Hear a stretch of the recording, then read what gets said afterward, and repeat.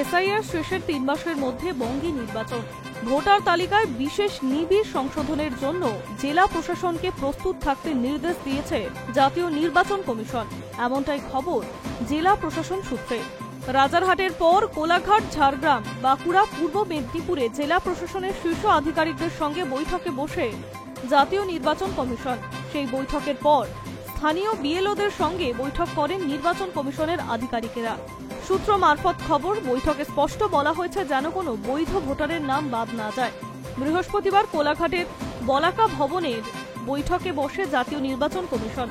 উপস্থিত ছিলেন উপনির্বাচন কমিশনার জ্ঞানেশ ভারতী, ছিলেন রাজ্যের মুখ্য নির্বাচন আধিকারিক মনোজ আগরওয়াল, 3 জেলা প্রশাসনের ডিএম, এসপি ও অন্যান্য আধিকারিকেরাও ছিলেন। সেখানে আধিকারিকদের চূড়ান্ত প্রস্তুত থাকতে নির্দেশ দেওয়া হয়েছিল। কি পদ্ধতিতে কাজ হবে তাও আলোচনা করা হয়েছে ওই বৈঠকে। এই বৈঠকের পর বিএলওদের সঙ্গে বৈঠক করা হয়েছে। সেখানে তাদের একাধিক প্রশ্ন নিয়ে আলোচনা করেছে আধিকারিকেরা।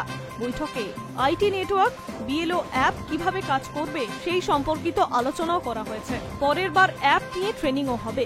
এসআইআর এর আধার বৈধ কিনা সেই বিষয়ে মুখ খোলেন রাজ্যের নির্বাচন কমিশনার মনোজ আগরওয়াল। তিনি বলেন, কোনো বৈধ ভোটারের নাম বাদ যাবে না। আধার নিয়ে আইনে যা রয়েছে সেটাই থাকবে। যাদের নাম শুধুমাত্র আধার কার্ডে রয়েছে তাদের ক্ষেত্রে অন্য কোনো ডকুমেন্ট লিঙ্ক থাকতে হবে।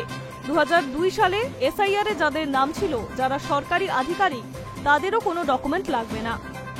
বৃহস্পতিবার বৈঠকের সময় স্থানীয় এক সমিতির পক্ষ থেকে সভাগৃহের বাইরে বিক্ষোভ দেখানো হয়। তাদের হাতে এসআইআর বাতিল করতে হবে, এসআইআর মানছি না, মানব না মতো প্ল্যাকার্ড দেখা গিয়েছে। পরে পুলিশের হস্তক্ষেপে সেই বিক্ষোভ বন্ধ হয়।